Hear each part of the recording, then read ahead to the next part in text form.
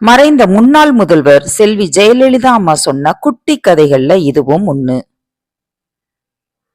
கதையை கேட்கலாமா? வாங்க. அனைவருக்கும் வணக்கம். நான் உங்கள் அகிலா. இது கதை கேட்கும் நேரம்.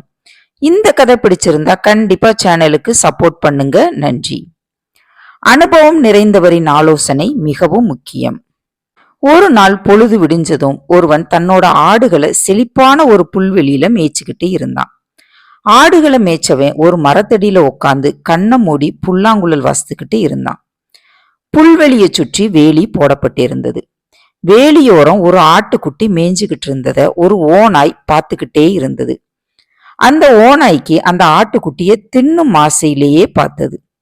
வேலிக்குள்ள முகத்தை நுழைச்சுக்கிட்டு ஓநாய் எதையோ பார்ப்பது போல பாசாங்கு செஞ்சது. அதை பார்த்த அந்த ஆட்டுக்குட்டி, உனக்கு என்ன வேணும் அப்படின்னு கேட்டது.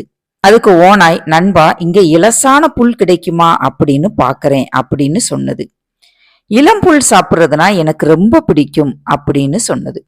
அப்படியா, நீ மாமிசத்தை தானே சாப்பிடுவ அப்படின்னு என்னோட அம்மாவும் அப்பாவும் சொல்லியிருக்காங்களே அப்படின்னு ஆச்சரியத்தோடு கேட்டது அந்த ஆட்டுக்குட்டி.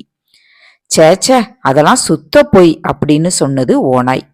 அப்படின்னா இரு, நான் வெளியே வர்றேன், நாம 2 பேரும் சேர்ந்து மலையின் அந்த பக்கம் இருக்கும் இளம் புல்ல சாப்பிடலாம் அப்படின்னு சொல்லிக்கிட்டு அந்த வேலியை விட்டு வெளியே வந்தது. உடனே ஓநாய் அதன் மீது பாஞ்சு அதை கொன்னு தின்றுச்சு.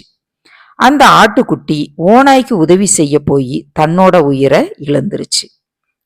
அனுபவம் நிறைந்தவரோட ஆலோசனை ரொம்பவே முக்கியம். இனி ஒரு நல்ல கதையோடு அடுத்த வீடியோவில் சந்திப்போம். நன்றி, வணக்கம்.